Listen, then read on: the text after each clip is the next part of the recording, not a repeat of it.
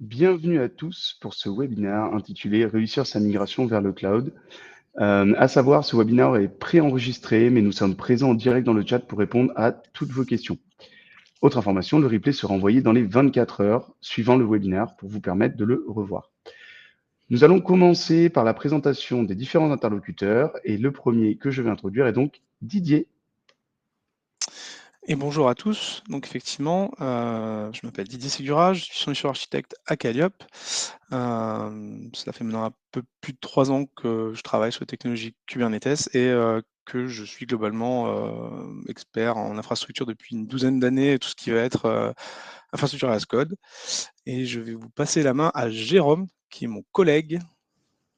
Bonjour à tous, du coup je suis Jérôme Gallet, donc expert technique et lead DevOps chez Calliope. J'ai 3 ans d'expérience en Kubernetes, 8 ans que je fais de l'infrastructure as code, du Terraform, de l'OpenTofu, et 12 ans d'expérience globalement dans l'IT sur les différents cloud providers. Nous allons commencer juste une petite partie pour présenter déjà ce qu'est Calliope. Donc, nous travaillons au sein de l'agence Calliope. C'est une agence digitale qui a plus de 20 ans d'expérience et qui accompagne ses clients dans leur transformation numérique. Nous avons développé des expertises qui nous permettent d'intervenir sur toute la chaîne de valeur numérique de nos clients. Donc, nous faisons du conseil, de l'UX, du développement de produits web et mobile. Nous avons développé des offres autour de l'IA et de l'exploitation de la donnée. Et nous avons une expertise en cloud et en DevOps. C'est d'ailleurs le sujet de ce talk, du talk d'aujourd'hui. Au sommaire, nous allons découper ce webinaire en 3 parties. La première, comment réussir sa migration vers le cloud, parce que beaucoup de questions se posent et donc amener quelles sont les bonnes stratégies pour faire ça. En 2, définir les stratégies de Move to Cloud, donc là c'est les stratégies techniques qui permettent de migrer vers le cloud.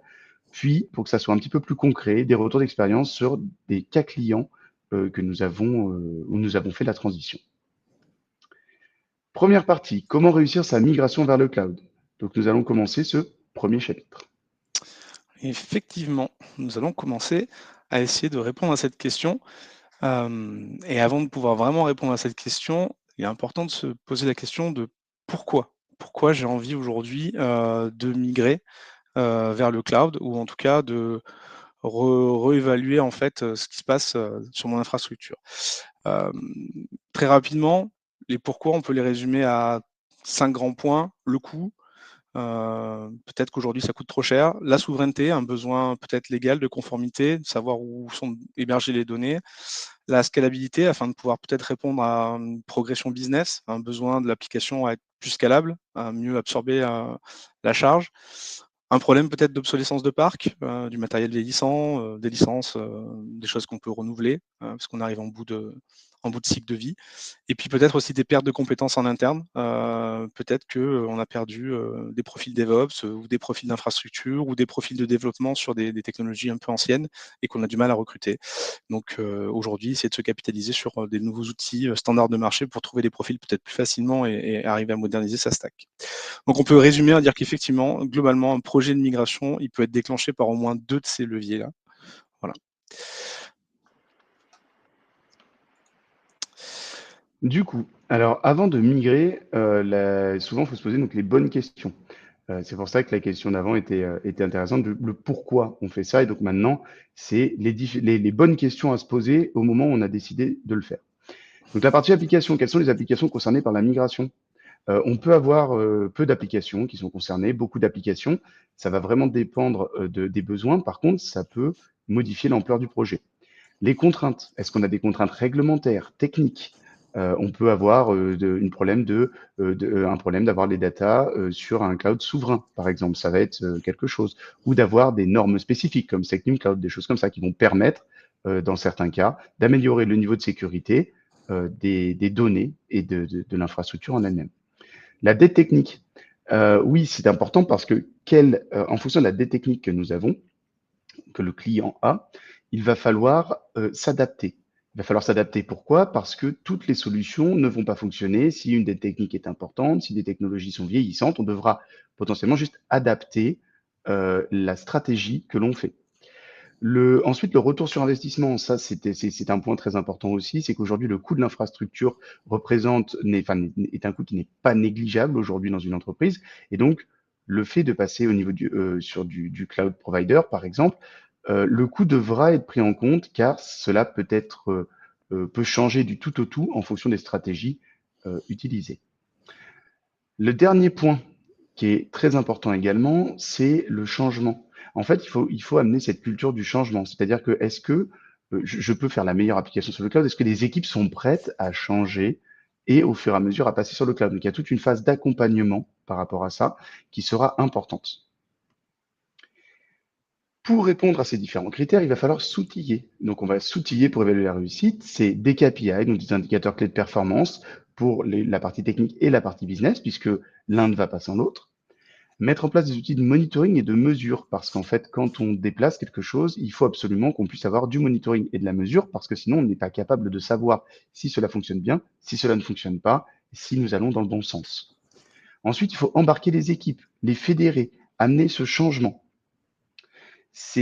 En fait, on ne peut pas réussir un projet seul. On ne peut pas réussir en étant juste en se disant, je prends un prestataire et c'est bon, ça va marcher. Il va falloir que le client et Calliope, là dans notre cas, marchent main dans la main et fonctionnent main dans la main pour qu'ensemble on fasse cette migration. Il faut comparer ensuite avant et après. Qu'est-ce que j'avais avant, qu'est-ce que j'ai après? Parce qu'en fait, si je ne sais pas bien définir ce que j'avais avant et bien définir ce que j'ai après, on aura du mal à déterminer si on a fait le bon choix. Donc c'est très important au fur et à mesure, de bien préparer le plan et de faire une comparaison avant-après. Ensuite, on a des freins à prendre en compte. Un exemple, le frein le plus courant que l'on entend est le vendor lock-in. L'automatisation, par exemple, vous avez beaucoup de vendors qui vont automatiser, qui vont faire des automatisations propriétaires sur des solutions. Exemple, j'ai un système de base de données, par exemple, RDS, admettons sur AWS, le Relational Database Services, on va avoir autour tout un ensemble de features qui vont être présentes et qui vont permettre de simplifier la vie. Mais ces features, si on change de code provider, nous ne les aurons plus. Ou il va falloir les adapter, les modifier, trouver une solution pour faire la même chose, mais qui ne seront peut-être pas built-in. À savoir, le vendor lock-in peut aller un peu plus loin aussi, des services spécifiques, comme par exemple pour AWS Kinesis, qui est un service complètement propriétaire d'AWS. Son équivalent est Kafka, mais il y aura des modifications à faire, ou DynamoDB, Lambda, qui par exemple est un service serverless qui existe sur plein de cloud providers avec des fonctionnalités spécifiques. Ensuite, on prendra en compte les contraintes politiques ou souveraines. Si par exemple, je dois avoir des données hébergées en Europe, le choix du cloud provider va changer et va être très impacté potentiellement par rapport à ça. On ne pourra pas avoir les hyperscalers américains. Pareil, comme je disais tout à l'heure, les systèmes de normes, que ce soit du SecNumi Cloud et tout ça, on devra adapter et prendre ça en compte dans le choix. Et le dernier, qui n'est pas le moins important, c'est les compétences internes. Les équipes qui ne sont pas formées, par exemple, à de l'infrastructure as code, à du CI/CD, à de l'approche DevOps, il va falloir adapter ça parce que aujourd'hui, si on veut migrer, il va falloir que le fameux travail main dans la main, il va falloir forcément accueillir cette transition. Et donc, nous, on est là aussi pour accompagner à ce niveau-là. Effectivement, je pense que tout ce que tu dis est 100% OK avec la slide suivante. Derrière, il ne faut pas oublier que pour réussir sa migration, il y a des étapes clés et qu'une vraie bonne migration, ça passe par ne pas oublier certains points. L'un des premiers qu'on a déjà pu expérimenter avec beaucoup de clients, c'est de pas mettre assez l'accent sur l'audit du code, l'audit de la plateforme, l'audit de la compréhension de ce qui tourne aujourd'hui quand le client vient nous voir.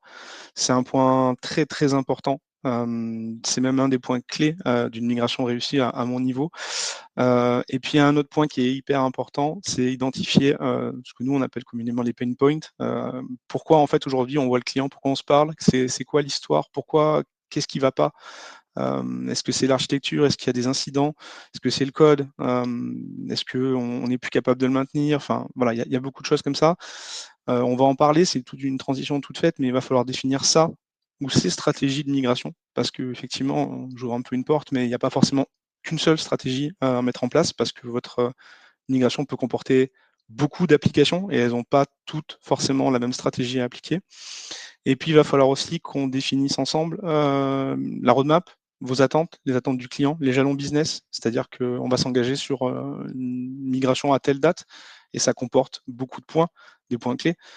C'est pas juste mettre en place une plateforme, c'est comment on va migrer les données, comment on va accompagner le business. On ne va pas couper le business, il va falloir vraiment qu'on comprenne comment et jusqu'où on peut aller avec vous pour arriver à atteindre ce point-là. Et puis, tu en as parlé, c'est maîtriser les métriques, comprendre d'où on vient pour savoir où on va aller. comparer, évaluer sa réussite, ça veut dire avoir des outils de supervision, de monitoring, de business ou en tout cas des KPI, même internes, pouvoir mesurer de la satisfaction des équipes avant et après migration. Peut-être qu'il y avait des choses qui font que les équipes n'arrivaient pas à délivrer en temps et en heure, ou il y avait des points bloquants. Et ça peut être aussi un point de réussite très important à savoir mesurer. On va parler des pièges aussi, il faut quand même qu'on en parle. Donc là, on peut reboucler rapidement sur le piège humain. Changer complètement de stratégie et aller vers quelque chose, on le verra après, avec de la CI/CD, Cloud Native, de la containerisation, tous ces mots-là. Derrière, ça veut dire qu'on peut avoir aussi des équipes qui sont pas encore dans cette culture, pas dans ce mindset, donc il va falloir assez rapidement balayer le piège de l'humain. Voilà, il va falloir les accompagner, les former. L'accompagnement au changement, c'est pas forcément facile, mais c'est quelque chose à prendre en compte. Dans les autres pièges, il va falloir cartographier, identifier, ça c'est ce qu'on va faire dans les audits, c'est-à-dire qu'on va co-construire, co-écrire avec ce qu'il y a comme document à un instant T, une cartographie du SI, comprendre comment l'architecture, comment le logiciel tourne, et puis le challenger. Il va peut-être y avoir des choses qu'on ne va pas vouloir retranscrire, on va pouvoir réarchitecturer au possible, et puis voir un petit peu si vous avez bien mis en place, si on a bien mis en place la supervision, pour justement pouvoir mesurer à la fin si ça a été une réussite ou pas. Il va falloir faire très attention aussi aux coûts cachés, globalement. Est-ce qu'on a des frais d'ingress? Oui, non. Est-ce qu'on a bien pris en compte les frais de firewalling chez des hyperscalers? Ces choses qu'on ne mesure pas forcément au départ, mais qui peuvent à la fin coûter très cher. Et puis, idéalement, essayer de faire en sorte de ne pas migrer une dette technique, qui soit architecturale ou logicielle.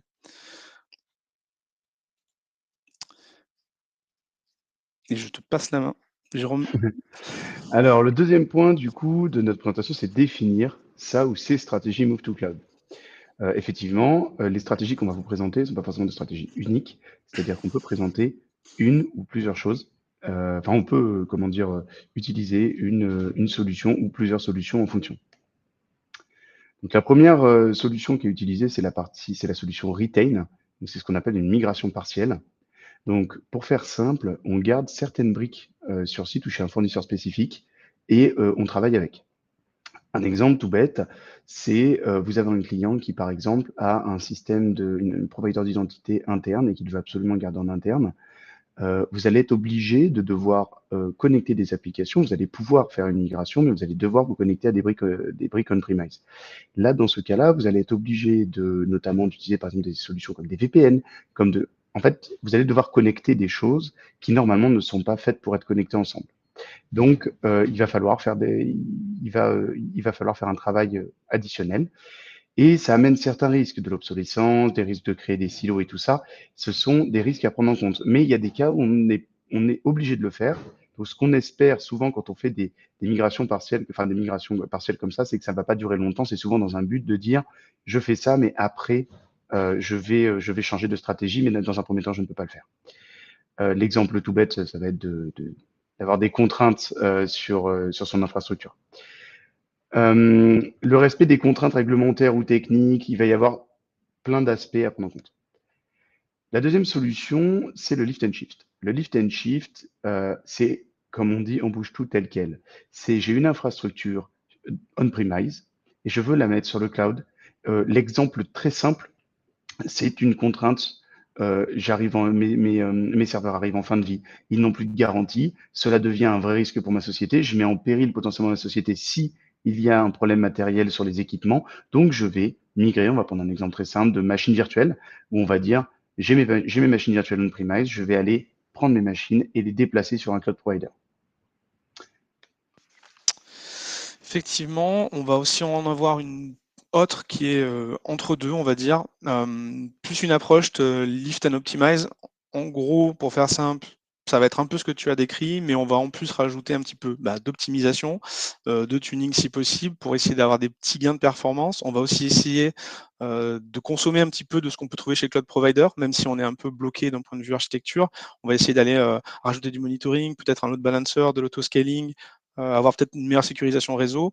Mais du coup, là, dans un cas concret, en fait, on déplace et on ajuste un peu, effectivement, et on va peut-être dans ce cas-là, dans un cas un peu concret, se dire qu'on va faire un mouvement de machine virtuelle vers un autre socle de machine virtuelle, pour pas nommer par exemple un Proxmox, on va prendre une machine et on va se mettre dans une plateforme où en fait on va pouvoir transposer, un petit peu profiter du cloud provider, mais on va aussi se laisser une marge de manœuvre en se disant qu'on est un petit peu future-proof ready, au sens où sur une plateforme comme Proxmox par exemple, on va pouvoir faire du LXC, donc c'est-à-dire qu'on va pouvoir aussi, dans une phase supérieure, suivante, envisager de containeriser ce qu'on a aujourd'hui. Donc on peut être future-proof. Malheureusement, dans les points de vigilance, effectivement, on ne supprime pas sa dette architecturale, on ne va pas pouvoir tout rechallenger maintenant, et on garde le code. On garde le code tel qu'il est. Plus intéressant, entre deux, cas classique, une application, je ne sais pas, par exemple un Drupal qui tournait sur un bare metal, un serveur quelque part physique. On va vouloir le dockeriser pour pouvoir avoir une meilleure maintenance, une facilité de portabilité d'architecture. On va pouvoir le builder en ARM, on va pouvoir le builder voilà, en x86, on va pouvoir avoir cette flexibilité-là.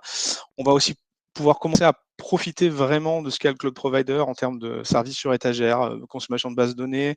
Le fait d'avoir containerisé son application, on va pouvoir aller vers des méthodologies plus DevOps, GitOps, peut-être avoir un Argo CD quelque part qui va aller récupérer le code, le déployer, ce genre de choses un peu plus intéressantes.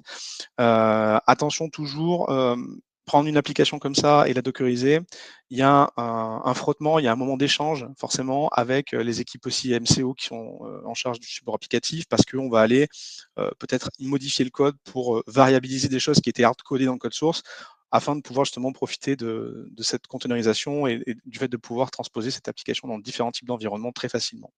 Donc ça peut prendre du temps également. Donc en gros, pour résumer, replatforming, on migre avec de la modélisation technique. Du coup, alors la partie d'après, c'est le refactoring. Donc cette stratégie-là, en fait, c'est une stratégie qui souvent est la plus créative, dirons-nous. C'est je prends mon application, mais je reconstruis pour être cloud native. L'exemple simple, c'est aujourd'hui j'ai un monolithe, c'est compliqué à gérer. J'ai besoin de faire une nouvelle application. Je veux faire un Big Bang. Je veux tout décomposer en microservices pour arrêter d'être dépendant d'une seule application. Et donc, dans ce cas-là, on va reconstruire. Donc ça, c'est une stratégie qui existe aussi, mais que on ne peut pas faire, par exemple, dans un cas extrême avec une temporalité qui est, comment dire, un temps très restreint pour construire le projet. Là, c'est plus une stratégie en long terme. On va dire, OK, on se donne quelques mois potentiellement pour refaire l'application, redéfinir correctement comment elle va fonctionner, pour repartir vers une base vraiment propre et saine. Et donc, du coup, on va pouvoir, par exemple, la, l'amener avec d'autres stratégies. Exemple, j'ai pris mon application, je l'ai mise dans le cloud, j'ai utilisé une stratégie par exemple de lift and shift ou de lift and shift and optimize, et en parallèle de faire un refactoring pour créer la nouvelle partie de l'application. Donc le principe, c'est de moderniser son infrastructure, de l'automatiser, d'amener de la scalabilité, de faire de la portabilité entre les clouds si possible, parce qu'aujourd'hui, c'est quelque chose qu'on entend beaucoup. On entend du cloud native, mais c'est pas, il va falloir réfléchir à comment faire pour que ce soit adaptable sur tous les cloud providers, chacun ayant leur spécificité. Par contre, le point de vigilance, bien évidemment, c'est le coût, parce que qui dit redéveloppement complet dit que ça coûte plus cher que faire un lift and shift. Ça paraît normal, mais c'est important de le préciser. Et le temps long, comme je l'ai expliqué juste avant. Et du coup, effectivement, si on veut s'arrêter sur qu'est-ce qu'on peut avoir comme stratégie de migration un petit peu à la carte, ou voilà, qu'est-ce qu'on a à notre disposition, on revient très rapidement, mais pour faire très simple, un retain, donc comme tu l'as dit, Jérôme, conserver une application pour des contraintes voilà, qu'on ne peut pas bouger à un instant T, de licence, de matériel ou business. Donc ça, c'est quelque chose qu'il faut prendre en compte. Alors, si on veut dire en termes de complexité, vu qu'on fait rien, au sens où on ne bouge pas cette application, là, c'est pas très compliqué, mais ça va amener de la complexité sur le fait qu'il va falloir faire quelque chose d'hybride. Il va falloir mettre des tunnels, il va falloir accéder à ces services-là sur ce qu'on aura modernisé. Le lift and shift, on en a parlé, on va migrer tel quel, on va prendre des machines, on va les mettre comme elles sont, des machines telles quelles, on ne va pas refaire le socle, on va rien faire à ce niveau-là. Donc, assez simple aussi, mais il peut y avoir quand même des problématiques sur un cloud provider pour l'adapter dans cette façon de faire-là. Et le lift and optimize, là, on va essayer d'optimiser, d'avoir une config un petit peu cloud, donc rajouter de l'autoscaling, de la métrologie, de la supervision, du logging, essayer de profiter un peu des load balancers ou de quelques services qu'on peut avoir, mais on reste quand même sur quelque chose de très avec une grosse dette technique, voilà, on va dire. Le replatforming, on va en fait effectivement essayer surtout de dockeriser la chose pour pouvoir l'amener sur des technos plus modernes, du cube notamment, consommer des services managés maximum. C'est vraiment se rapprocher le plus d'une vraie application qu'on pourrait concevoir aujourd'hui, cloud native à 100%. Là, on s'en rapproche. C'est vraiment une étape intermédiaire. Et puis le refactoring, effectivement, réécriture partielle ou complète du code et restructuration complète de l'architecture pour que ça en tire un maximum parti en consommant un maximum de services cloud natif. Et une dernière stratégie qu'on rencontre, qui n'en est pas vraiment une, mais quand même, c'est le fait de se dire c'est la retire, c'est-à-dire qu'en fait, on va attendre qu'une application, par exemple, atteigne son fin de cycle de vie, que la MCO s'arrête, et à un instant T, on se dit, là, on va faire une nouvelle version de l'application dans 1 an, par exemple, et bien là, on va se reposer la question, comment on va la faire?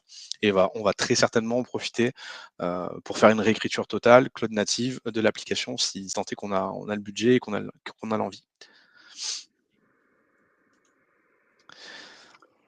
Du coup, alors le retour d'expérience sur des cas clients. Donc là, effectivement, vous avez expliqué différentes stratégies. Déjà, vous avez expliqué pourquoi les questions à se poser pour aller pour migrer dans le cloud. Derrière, c'était de dire d'accord, maintenant j'ai compris, j'ai défini pourquoi je voulais y aller. Maintenant, on a déterminé qu'est-ce qui était possible en termes de solutions pour stratégie de migration pour y aller. Et maintenant, la question c'est d'accord, je sais que je peux y aller, mais est-ce que vous pouvez me parler de clients que vous avez déjà migré, comment ça s'est passé? Donc c'est ce que l'on va faire maintenant. Le premier client, c'est un monolithe historique. Donc ça, le monolithe historique, ça arrive régulièrement. C'est quelque chose, souvent avant, on faisait des infrastructures, on mettait des serveurs avec beaucoup de choses dessus. Aujourd'hui, on essaie d'éclater tout ça pour essayer de créer le moins de bottleneck possible, c'est-à-dire de vraiment s'ouvrir les possibilités, d'utiliser une application, de pouvoir changer, et d'avoir quelque chose d'assez modulaire. Donc là, dans notre cas, on avait un code source qui était difficilement évolutif. C'était vraiment compliqué de le faire évoluer et on était vraiment sur un gros bloc, donc potentiellement des gros impacts quand on faisait des modifications. Au niveau des déploiements, on était sur des déploiements manuels, semi-manuels, qui étaient longs. C'était long à déployer. Une scalabilité limitée, c'est très souvent le cas pour les monolithes. Un hébergement on-premise pour des raisons de coût historique, qui était de dire je prends un serveur, je mets ça dessus et ça fonctionne. Une faible résilience parce que justement, lié à ce monolithe, compliqué de mettre plusieurs monolithes en même temps, c'est-à-dire de faire fonctionner plusieurs en même temps.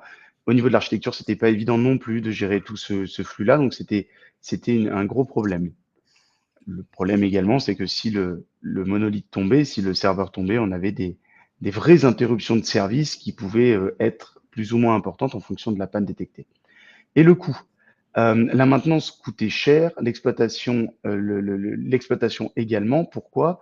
Parce que beaucoup de temps à passer, beaucoup de temps à vérifier quand il y a un problème, tellement de ramifications qu'une analyse poussée devait être nécessaire à chaque fois. Euh, la maintenance des équipements coûtait très cher, donc c'était un problème. C'était du PHP et du MariaDB donc pour la base de données, mais voilà, pour donner un peu l'image.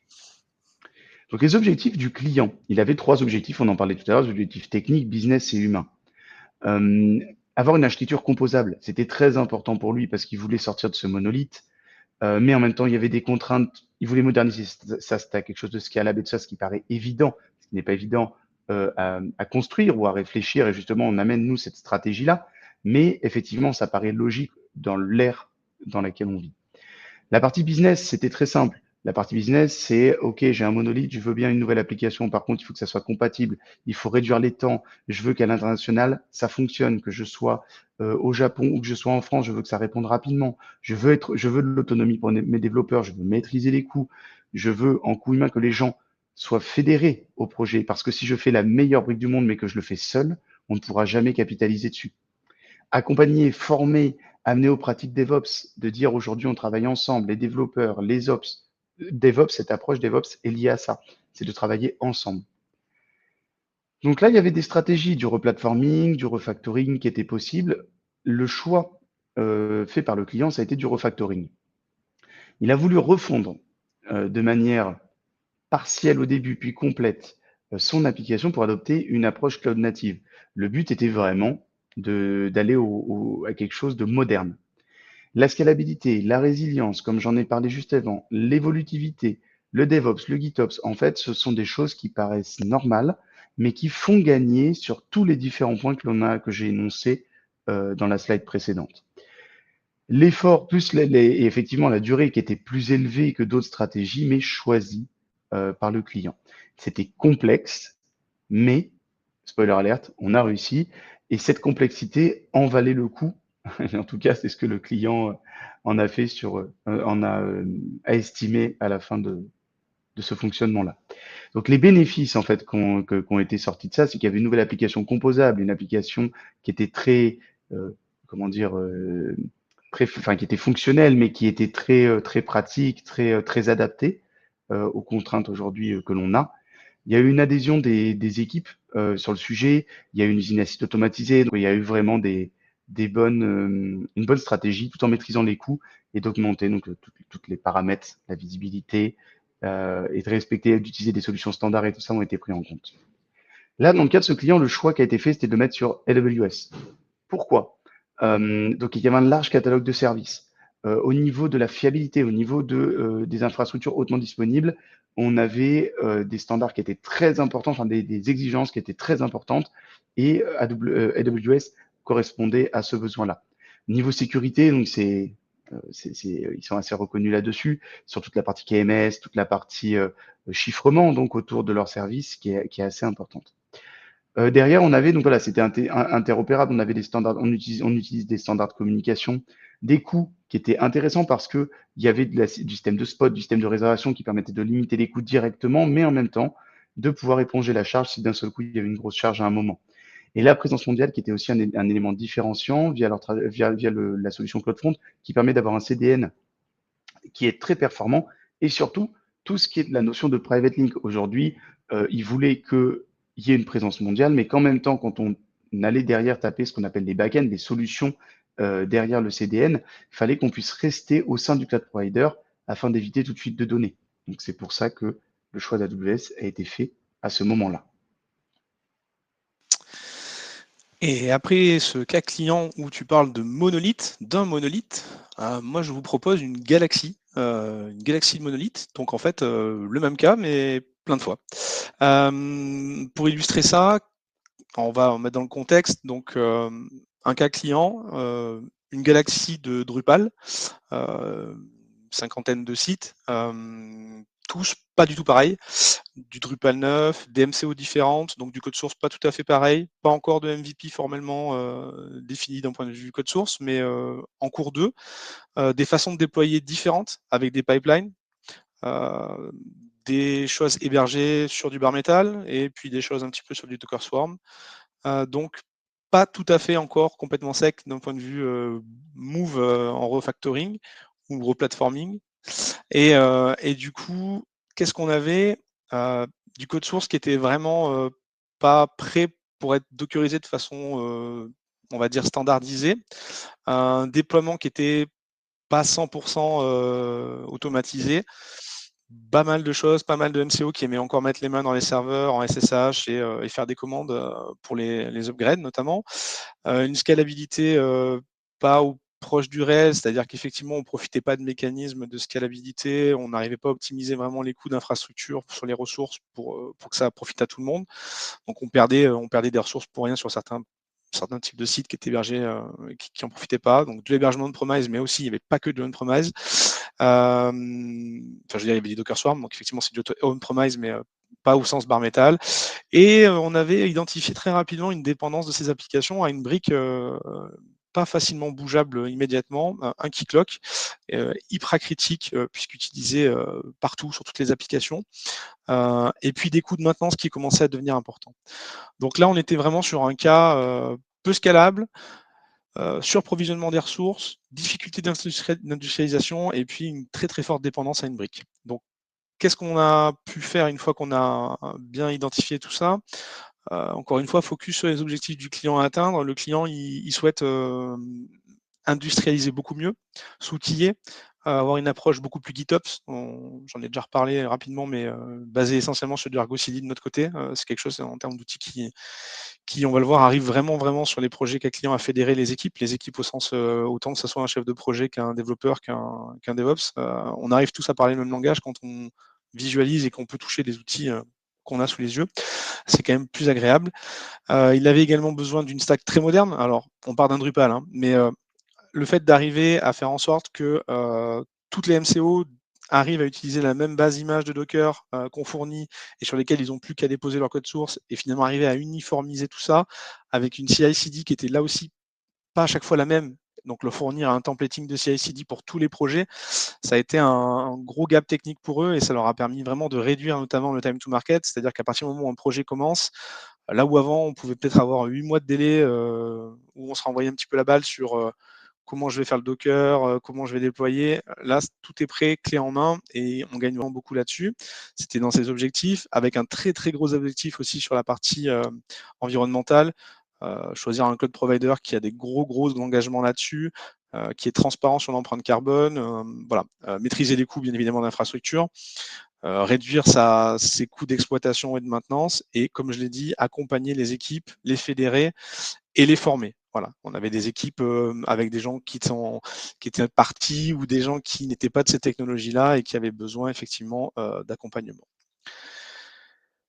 Alors, bon, on l'a dit, hein, du coup, quand on identifie une brique comme un keycloak en VPN, enfin, qu'il faudra atteindre en VPN, on sait déjà qu'on va être sur une stratégie pour cette application-là qui est nécessaire pour beaucoup d'autres applications, si ce n'est toutes. On va être obligé d'avoir une stratégie soit en 2 temps, comme là on l'a nous choisi, un retain pour cette partie-là en se disant on va s'engager formellement avec le client sur un plan de migration, mais il faut le faire en plusieurs étapes. Ça ne peut pas être le point qui fait que le reste n'avance pas. Donc on a pu replatformer, moderniser, accompagner toute cette partie-là en templétisant les images Docker, ce qui permet de maintenir la sécurité aussi. On va rebuilder des images Docker, les bases images qui sont utilisées par les différentes MCO de façon récurrente, hein, toutes les 3 semaines, tous les mois, enfin ça va dépendre après des cycles de vie qu'on veut définir avec le client, mais en tout cas, nous, on peut le faire en totale autonomie, et eux, ils rebuildent par-dessus leur code. Avantage, migration beaucoup plus rapide, coût initial maîtrisé, effectivement, avec ce replatforming-là. Par contre, le retain, voilà, on est obligé de l'avoir pour le kicklock, on va être obligé de mettre en place des VPN sur toutes les applications, parce qu'on va devoir se connecter à cette brique-là.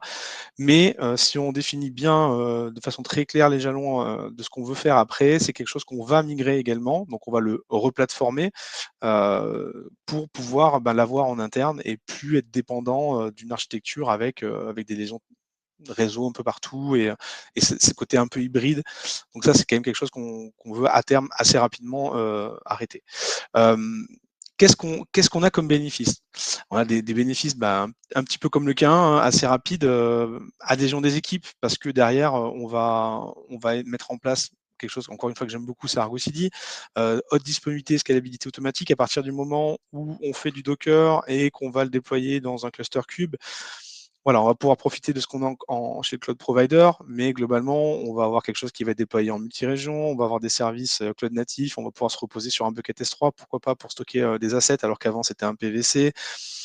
Voilà, maîtrise des coûts, réduction du time market, je l'ai dit, et puis surtout essayer de trouver dans ce cas-là, quelque chose qui répond aux solutions standards du marché, qui est interopérable. Le client ne veut pas se vendor loquer, en tout cas, il veut absolument que le focus soit mis sur sa interopérabilité. Et donc, du coup, pourquoi et quel cloud provider a été pris avec ce client, on s'est engagé à intégrer cette plateforme sur du Scaleway. Notamment pour cette interopérabilité, ces services managés, le fait que les API soient compatibles, qu'on n'aille pas choisir effectivement un AWS Kinesis par exemple ou un service lambda, c'est pas le cas. On voulait vraiment aller sur quelque chose d'open. Un engagement très fort donc sur la partie énergétique et écologique, ce qui est le cas de Scaleway. Cloud souverain, là encore, rien à redire là-dessus. Interopérable, pouvoir utiliser pourquoi pas un S3, voilà, que ce soit du AWS ou du Scaleway, c'est complètement agnostique aujourd'hui, on peut sans aucun problème y aller. Des problèmes de coût, là effectivement tout ce qui est coût de sortie en egress, les tarifs sont transparents, le stockage est vraiment pas cher, et puis une distribution au niveau européen, effectivement, pour le moment. Scaleway n'a pas, comme pour AWS, cette capacité à être sur le mondial, on va dire. Et au niveau sécurité, on commence à avoir beaucoup de policies et d'IAM bien structurés chez Scaleway. Donc, c'est quelque chose qui, aujourd'hui, permettait aux clients de se projeter sur Scaleway aussi au niveau des sécurités et des IAM.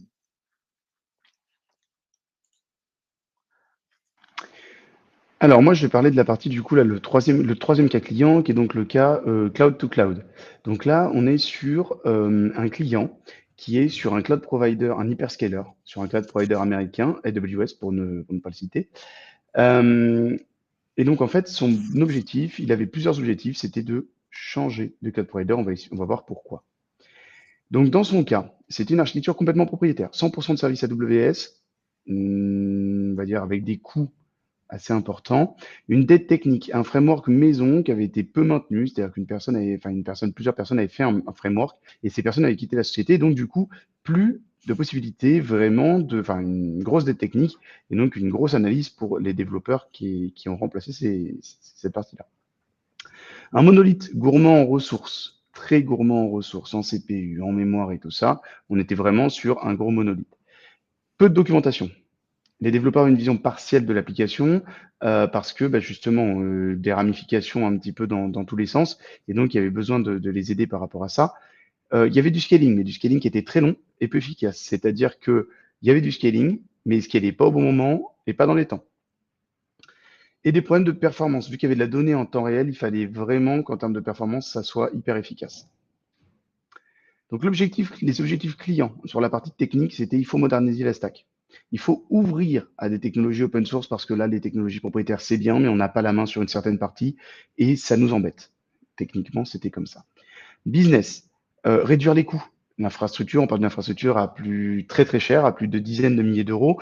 Et l'objectif était de dire, là, ces coûts-là, ok, on est vendor loqué, comme on disait tout à l'heure, mais ces coûts sont très importants. Est-ce que vraiment il faudrait absolument qu'on les réduise pour pérenniser notre business model? Reprendre le leadership technologique, comme je vous ai dit, c'était un petit peu compliqué parce que une connaissance partielle de l'application. Et il fallait absolument une compatibilité avec l'existant. Et là, il y avait une contrainte très importante, du coup, qui nous a fait aussi orienter nos choix, c'était passer par un cloud souverain. Donc, avec ces contraintes, c'est-à-dire qu'il y avait, quand on avait des solutions sur AWS qui n'étaient pas forcément présentes sur du cloud souverain, mais tout est adaptable, tout est possible. Il faut juste prendre le bon aux bons endroits et être capable de s'adapter.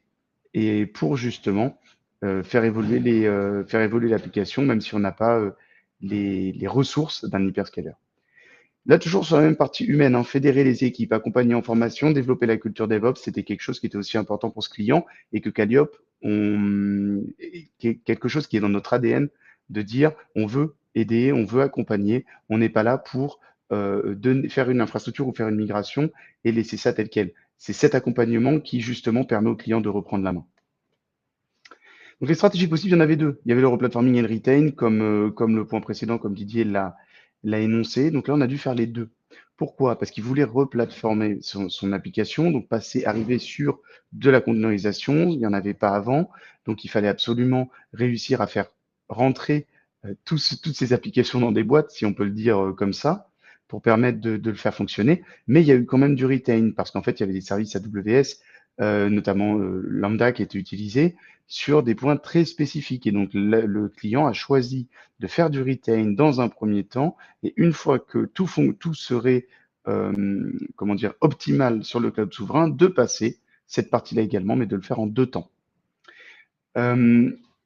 Derrière, donc, il y a toujours un maintien côté AWS, mais qui est très limité. Et donc, ce verrou, on le fera sauter, mais dans un second temps. Les bénéfices, en fait, c'était de sortir en fait du locking déjà, c'est sortir du vendor locking et d'arriver donc sur du cloud souverain en ayant quelque chose de beaucoup plus open source. Récupérer la partie technologie, la partie technologique, notamment Kinesis par exemple, il y avait du Kinesis, de passer sur du Kafka. Mettre en place du GitOps, faire adhérer les équipes.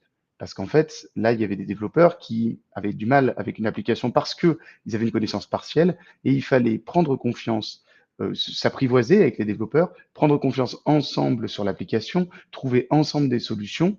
Et donc aujourd'hui, on a des développeurs qui effectivement travaillent avec sur la nouvelle application et donc connaissent vraiment le fonctionnement. La maîtrise des coûts, bien évidemment, hein, c'est le nerf, c'était essentiel, c'était de réduire le coût de l'infrastructure avec cette architecture modernisée. Le cloud provider qui a été choisi, c'était Scaleway. Pourquoi? Parce qu'en fait, il était pour nous, dans les contraintes du client, c'était le cloud provider qui était le plus à même de répondre aux besoins. Il y a eu des audits avec OVH, avec Outscale, avec d'autres partenaires européens, même avec Exoscale, mais celui qui a été retenu, c'était Scaleway. Donc, pourquoi une couche de services avec des API standards, avec des services managés? On a quand même des services managés, mais qui sont quand même comment dire, ouverts. C'est-à-dire que si demain on change de cloud provider, on peut changer. Un exemple, une base de données MySQL, on va pouvoir la trouver chez Scaleway, mais on va pouvoir également la trouver sur les autres cloud providers. La partie engagement, donc là c'était très important pour eux, le côté écologique, Claude Souverain était là. La partie sécurité, comme Didier en a parlé, sur la partie IAM, où il y a une brique qui est très intéressante chez Scaleway. Interopérable, donc on a effectivement des services différents, peut-être du stockage objet, plein de choses. Les coûts d'égresse sont gratuits, les tarifs sont transparents, on sait ce qu'on va payer à la fin en fonction de barèmes déterminés, ce qui est très compliqué à voir sur les hyperscalers, parce qu'il y a beaucoup de coûts cachés. Et là, on parle de tous les hyperscalers, que ce soit Azure, GCP, AWS. Il y a toujours il y a des coûts qui sont très compliqués à déterminer, même quand on fait du FinOps. Et la partie distribution, donc il y avait du peering de proximité côté européen, qui était très très bien et qui nous a vraiment intéressé et intéressé le client. Donc, pour conclure, la migration vers le cloud par Calliope, en fait, nous allons nous baser sur amener de la valeur à différents endroits. On ne va pas dire au client, voilà, on est capable de vous faire une infrastructure comme ça. Non, ça se passe pas comme ça. Dans un premier temps, c'est on va auditer. Qu'est-ce qu'il y a chez vous? Qu'est-ce que vous avez besoin? Déterminons le besoin ensemble. Ce besoin, ça se détermine comment? Ça s'identifie. Donc, on audite, on identifie avec le client. Pour l'instant, on est dans une stratégie de comprendre, de travailler ensemble. Derrière, donc, maintenant qu'on a identifié, on fait cette stratégie ensemble. On est là ensemble. On essaie de trouver la manière de travailler ensemble, la manière d'aller vers le cloud. Et ça, pour ça, on va être obligé d'accompagner, de former, de sensibiliser les gens pour dire, les équipes, pour dire, regardez, faites attention sur un cloud provider, il y a aussi telle et telle contrainte. On n'est pas là pour dire que tout est joli, tout est beau. Il faut prendre en compte ces contraintes techniques et on va adapter en fonction des contraintes sur lesquelles le client est sensible ou pas. Et une fois que c'est fait, il va falloir évaluer ensemble, il va falloir évaluer la réussite. Parce que pour savoir si le projet est réussi, il va falloir des KPI, il va falloir que l'on détermine ensemble, ça, c'est une réussite de mon projet. Et une fois que le projet est réussi, il y a toute l'amélioration continue autour. Tout ce qu'on appelle la partie run. Après la partie build, il y a la partie run, la partie de dire, est-ce que le client veut former ses équipes et ses équipes reprennent la main et donc récupèrent cette infrastructure. Et donc, nous, on va être là pour accompagner, pour dire, voilà ce qu'on a fait, voilà comment on l'a fait, à travers de la documentation, à travers des formations, à travers des réunions pour permettre aux équipes de reprendre ou, de notre côté, on va avoir la partie run et donc gérer nous-mêmes la partie de déterminer tout le fonctionnement de cette plateforme et conserver ce fonctionnement, améliorer cette plateforme en fonction des contraintes du client. Donc ça arrive très souvent, hein, des clients qui se disent je veux le récupérer en interne et en fait, à la fin du projet, ils se rendent compte que Calliope, bah, on peut être intéressant par rapport à ça et donc ils préfèrent que l'on conserve cette partie-là. Donc pour terminer sur ça, c'est un succès commence à se créer ensemble. On réussit pas un projet seul. C'est pas Calliope qui réussit le projet, c'est pas le client qui réussit le projet, c'est ensemble, on réussit le projet et on trouve des solutions et à la fin, on, on travaille ensemble au long terme. C'est toujours le but parce que c'est le mieux pour tout le monde. C'est donc la fin de ce webinaire. Alors déjà, dans un premier temps, on va vous demander si vous avez des questions, mais je voulais déjà remercier Didier qu'on ait fait ce webinaire ensemble parce que c'était super cool. Donc c'était important. Voilà, on Merci travaille à toi ensemble aussi. depuis un Ouais, certain temps et c'est c'est très cool. bien. Et du coup, si vous avez des questions, n'hésitez pas. Comme on vous a dit, vous pouvez les mettre pendant le meeting. Vous pouvez les poser maintenant. Et de toute façon, on est disponible sur l'adresse info@scalio.com et n'hésitez pas à revenir vers nous si vous avez besoin. Merci à tous. Merci à tous.